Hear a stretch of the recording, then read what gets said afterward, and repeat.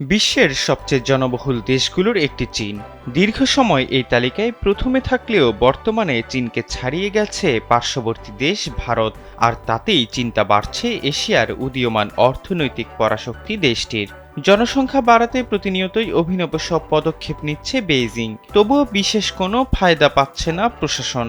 এর মধ্যেই জনসংখ্যা বাড়াতে কলেজ এবং বিশ্ববিদ্যালয়গুলোতে নতুন এক প্রকল্প নিয়ে আসতে যাচ্ছে চীনা সরকার।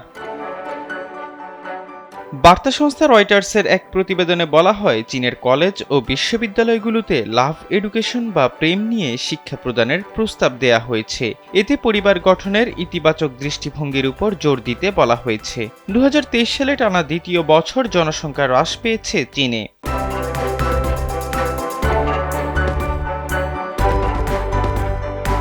জাতিসংঘের অনুমান 2100 সালের মধ্যে চীনের জনসংখ্যা বর্তমান জনসংখ্যার চেয়ে অর্ধেক হয়ে যেতে পারে। কয়েক দশকের বিধিনিষেধমূলক পরিবার গঠন নীতি, ক্রমবর্ধমান জীবনযাত্রার ব্যয় এবং পরিবর্তনশীল সামাজিক নিয়মকানুনের কারণে চীনা নারীরা সন্তান জন্ম দেয়া কমিয়ে দিয়েছে।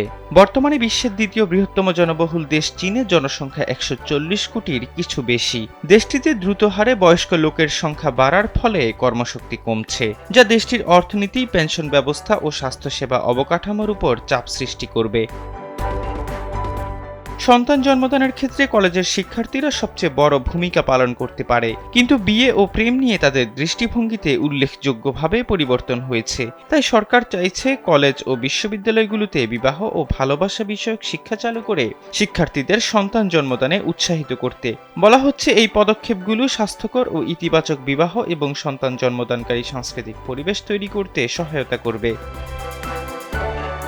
চায়না পপুলেশন নিউজের এক জরিপে অংশ নেয়া কলেজ শিক্ষার্থীদের প্রায় 57% বলেছেন তারা প্রেমে পড়তে চান না। এর প্রধানত কারণ তারা জানেন না একসঙ্গে কিভাবে পড়াশোনা ও ভালোবাসার মধ্যে ভারসাম্য বজায় রাখা যাবে। প্রতিবেদনে বলা হচ্ছে, সিনিয়র কলেজ শিক্ষার্থী ও স্নাতক শিক্ষার্থীদের কেস বিশ্লেষণ, ঘনিষ্ঠ সম্পর্ক বজায় রাখা এবং নারী পুরুষের মধ্যকার যোগাযোগের উপর গ্রুপ আলোচনার মাধ্যমে এ বিষয়ে পাঠদান করা যেতে পারে।